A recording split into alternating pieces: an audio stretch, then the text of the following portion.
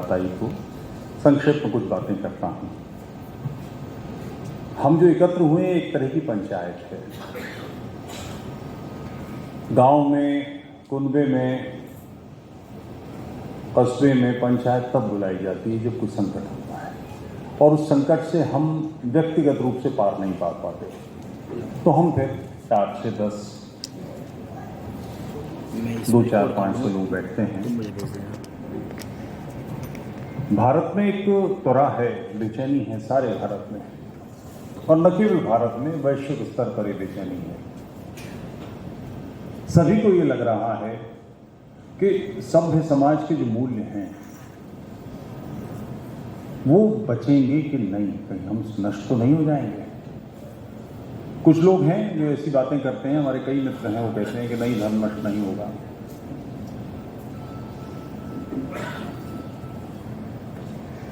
उन्नीस 1947 में पूज्य मातृभूमि का विभाजन हुआ। 31-32% बांग्लादेश में हिंदू छूटे थे, 13% पाकिस्तान में हिंदू छूटे थे, और ये संख्या कम है।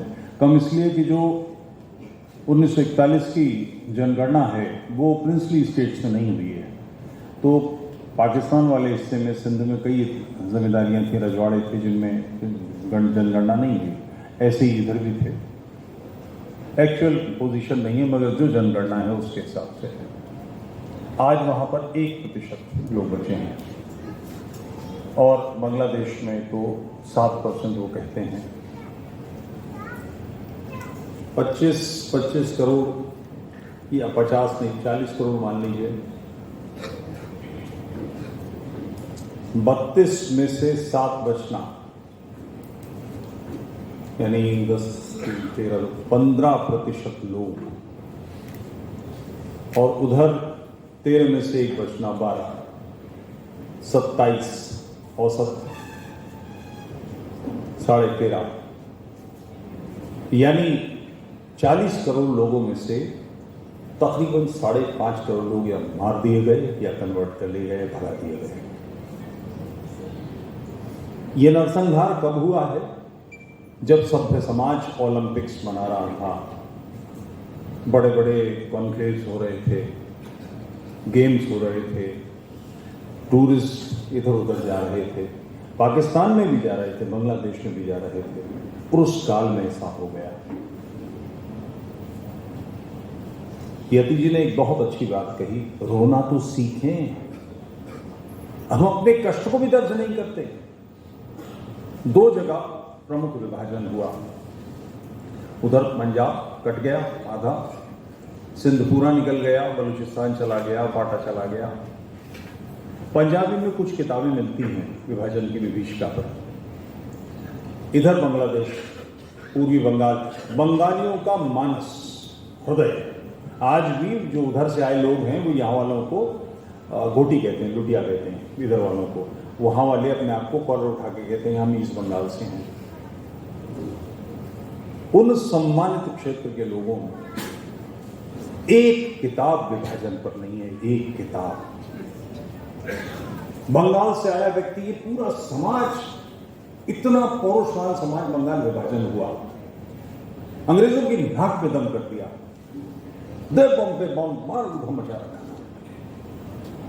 न भूतो न भविष्यति। अंग्रेजों को कलकत्ता से राजधानी दिल्ली लानी पड़ी कि बंगालियों से जान छुड़ानी, यहां से निकलो। ऐसा तेजस्वी समाज कुछ ही सालों में, 10, 20, 25 सालों में ऐसा नपुंसक कैसे हो गया, स्थर्ण कैसे हो गया कि नोआखाली का दंगा झेल गया। कलकत्ता का तो कुछ चीजें मैं निवेदन कर दूं। कलकत्ता में जो दंगा हुआ है, दूसरे दिन, पहले दिन तो हम मार खा गए, दूसरे दिन के बाद हम लोगों ने पलट के अच्छी तरह से ठुकाई की। कलकत्ता तो बराबर कर दिया था, मगर नोआखाली में नहीं कर सके। भयानक बुरा हाल हुआ। और अभी जो कुछ वक्ता बता रहे थे समस्या, एक बात समझने की है। आप गलत जगह बैठे हैं, वकील है।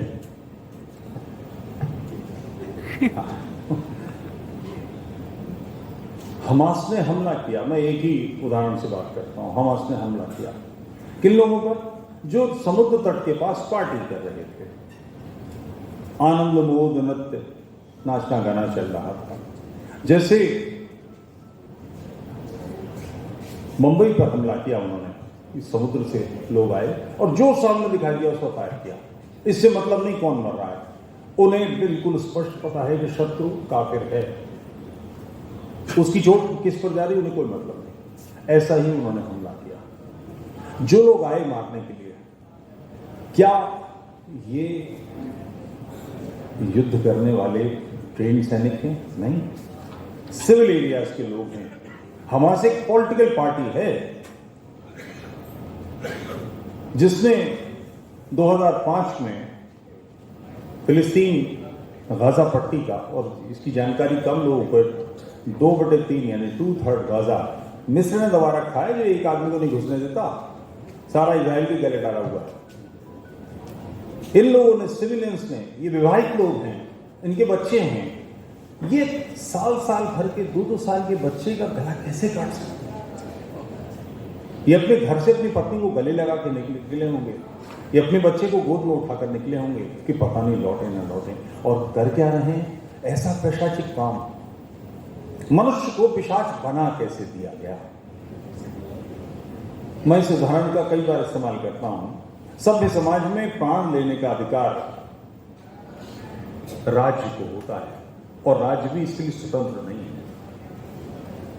किसी व्यक्ति के सिलसिले में राज्य को लगता है कि ये बहुत दुष्ट है, इसके कारण बहुत बड़ी समस्या खड़ी होगी, समाज नष्ट हो सकता है, उस पर केस चलाया जाएगा, अकाट्य रूप से प्रूफ करना पड़ेगा, सेशन से उसको फांसी होगी, उसके बाद नेचुरल वे में हाई कोर्ट में अपील होगी, वो न करना चाहे तो भी होगी, हाई कोर्ट के बाद सुप्रीम कोर्ट में अपील होगी, वहां से भी जब फांसी की सजा होगी तो उसके बाद राष्ट्रपति के पास या जो भी वहां व्यवस्था हो जिस देश की याचिका जाएगी, वहां से खारिज होने के बाद ये फांसी एग्जीक्यूट की जाती है। ये इतनी विरल चीज है कि भारत में विभाजन के बाद से 100 फांसियां नहीं हुई। मेरठ के, जहाँ के क्षेत्र के स्वामी जी हैं, वहाँ के 2 जल्लाद थे, तारा मसीह और इकबाल मसीह, बाप बेटे थे, दोनों मर गए। तो अभी जो कुछ फांसियाँ करनी पड़ी हैं वो बम्बई बम कांड वाले और लोगों की, तो उसके लिए पुलिस वालों को तैयार किया गया। कोई था ही नहीं, भारत में जल्लाद ही नहीं है। इसके सिलसिले में एक ब्रिटिश पीरियड का कानून है, फांसी देने वाले जल्लाद को शराब का कोटा दिया जाता है। तो शराब पीता है, माना जाता है कि इसका नशीब होना अनिवार्य है, उसे पता है कि ये उसका कुछ भी लेना देना नहीं है, वो एग्जीक्यूट कर रहा है, और इसके लिए तटस्थ न्यायपालिका ने तय किया है, फिर भी फांसी के लिए नशा में आवश्यक माना जाता है, और ये प्रैक्टिस वैश्विक स्तर पर है। अमेरिका में भी जहां गैस चैम्बर्स इस्तेमाल होते हैं, इलेक्ट्रिक चेयर्स इस्तेमाल होती हैं, वो भी जो ऑन करते हैं उनको ड्रिंक्स दी जाती हैं। ये कैसे लोग हैं कि बिल्कुल अबोध बच्चे को, 1 साल के बच्चे का गला काट रहे हैं, अपना बच्चा इन्हें ध्यान नहीं आता। मनुष्य को पशु बनाने की मानसिकता क्या है? इस पर थोड़ी सी बात करने से ठीक रहेगा। आज से तकरीबन 1500 साल पहले एक पुजारी परिवार में, अरब के कुरैश कबीला था, उसमें मोहम्मद का जन्म हुआ। बचपन से वो परफेक्ट जैसा था, घर के लोग उसका चिंता नहीं करते थे। फिर बाद में उसके चाचा ने और दादा ने पाला उसको। 40 वर्ष की आयु में आकर उसने घोषणा की कि अल्लाह एक है और मैं उसका पैगंबर हूँ। ये मूल पैगाम है इस्लाम का। कुरान बहुत बात की चीज़ है। अब इस बात को कोई, जैसे मैं आपके नगर में दावा करूँ, ऐसे हैं भारत में, ऐसे लोग हैं। आंध्र में अभी कुछ साल, 20 साल पहले एक सज्जन थे जो किसी स्त्री देवी के अवतार थे। वो औरतों के कपड़े पहनते थे, बिल्कुल औरतों के कपड़े, और बाल बढ़ा रखे थे, और लोग उनके पीछे लाखों लोग भक्त थे। एक आध नहीं, ऐसी विचित्रताएं सारी दुनिया में हैं। तो कोई ऐसी घोषणा करे तो शायद मान ले, मगर जिस नगर में मैं रहता हूँ और मैं इतनी बड़ी घोषणा करूँ तो कोई कैसे मान लेगा? जिन गलियों में मैं खेला हूँ, निकला हूँ, बड़ा हूँ, लोगों के सामने है मेरे,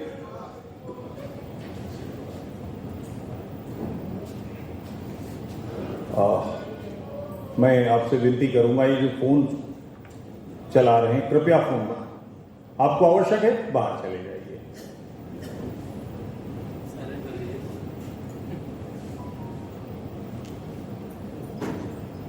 तो जो व्यक्ति अपने बीच का जिया है वो ऐसा कोई दावा करे कि अल्लाह है कि मैं उसका पैगंबर, वो कैसे माने? लोगों ने नहीं माना।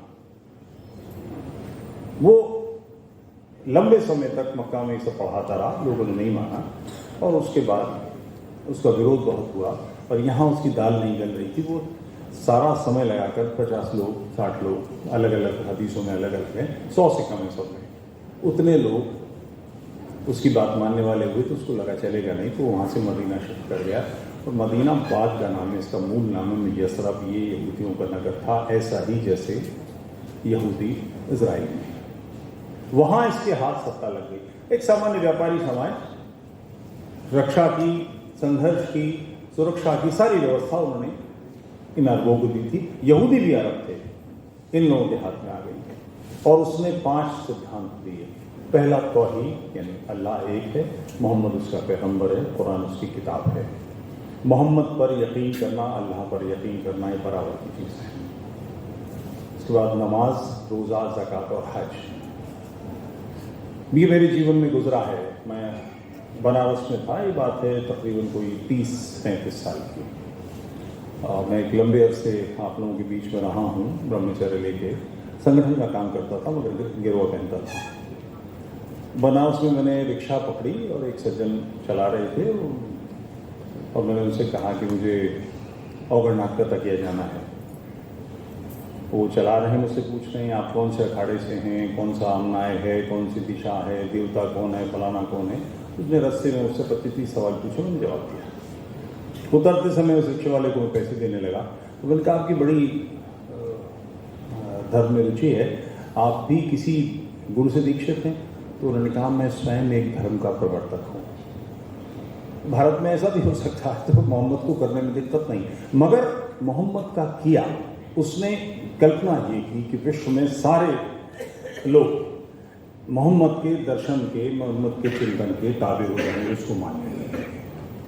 2 हिस्से दुनिया के माने, एक वो हिस्सा जहाँ इस्लाम काबिज है, प्रभावी है, संख्या का मामला नहीं है, मुसलमान बहुसंख्यकों को ऐसा नहीं है, जहाँ पर मुसलमानों का वर्चस्व है, जो राजनीतिक रूप से प्रभावी है, वो क्षेत्र, वो दारुल इस्लाम, और बाकी क्षेत्र दारुल हरब, जहाँ दारुल हरब का मतलब है युद्ध क्षेत्र, जहाँ के लोग, जहाँ युद्ध चल रहा है, किस बात का, गैर मुस्लिम्स को मुसलमानों में खींच के, मार के, फाड़ के, तोड़ के, घसीट के, पैसा दे के, लड़की दे के, कैसे हो, इस वाले हिस्से में लाना है। इस्लाम की स्वाभाविक परिकल्पना ये है, इसी से मुसलमान तिल मिलाया रहता है कि उसकी परिकल्पना चल नहीं पाई।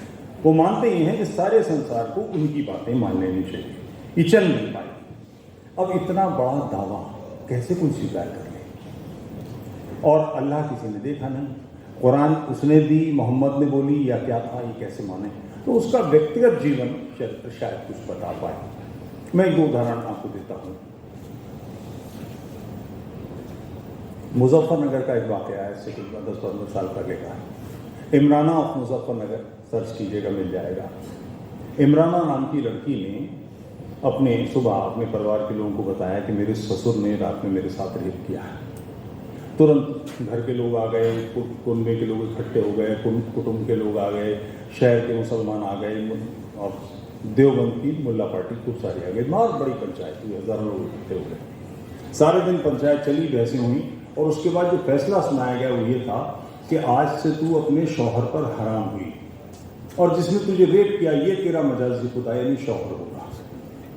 अब तकनीकी रूप से वो 3 बच्चे जो उसने अपने पति से पैदा करे थे, वो अब उसके पोते पोती हो गए। अब कोई एक व्यक्ति ऐसी बेवकूफ़ी की बात करे तो कैसे तुम पागल है, बना खराब उसका पूरी पंचायत, ऐसा कैसे हो सकता है? तो जो इस्लाम है, इस्लाम बेसिकली मोहम्मदवाद है। मोहम्मद के करे धरे को, उसके किए करतूतों को, उसके अच्छे को, बुरे को, सबको अपने भी जीवन में उतारना, इसी का नाम इस्लाम है। इस्लाम का मतलब मोहम्मदवाद। मोहम्मद से अलग होकर कोई इस्लाम नहीं है। ये मोहम्मद का अपना कर्म है। उसने अपनी पुत्र वधू ज़ैनब को और अपने बेटे जो गोद दिया हुआ बेटा था, जिसके लिए उसने काबे का गिलाफ पकड़ के कसम खाई थी कि मैं इसका बाप हूँ, मेरी हर चीज़ में, हर मेरे अपनी हकीकी औलाद की तरह ये रहेगा, उसके तलाक करा के उसकी बीवी को से निकाह किया। और निकाह करने के बाद ऐसा नहीं है कि उस लड़के को हटा दिया। आखिर जिस महिला के साथ उस लड़के के यौन संबंध थे, आत्मीयता के, मनोहार के, प्रेम के संबंध थे। अब रातों रात वो उसकी अम्मा हो गई, वो लड़का उसी घर में रहेगा, ऐसा नहीं कि वो घर छोड़ के गया। एक और घटना, हैदराबाद की घटना, उस समय इंडियन एयरलाइंस डील करती थी और भारत से वो मिडिल ईस्ट में जाती थी, तो शायद दुबई का या कतर का कोई ट्रेन था। उसमें एक 11-12 साल की लड़की बैठी रो रही थी, उसके बगल में एक 60 साल का शेख बैठा था। ये होस्टेस उसके पास गई, पूछा क्या बात है, क्या मैं आपकी बातचीत में हस्तक्षेप कर सकता हूं? जी, पीछे आपसे कह रहा हूं, आपकी बातचीत में हस्तक्षेप कर सकता हूं? तो वो रो रही थी, तो उसने एयर होस्टेस से पूछा कि वो समय तो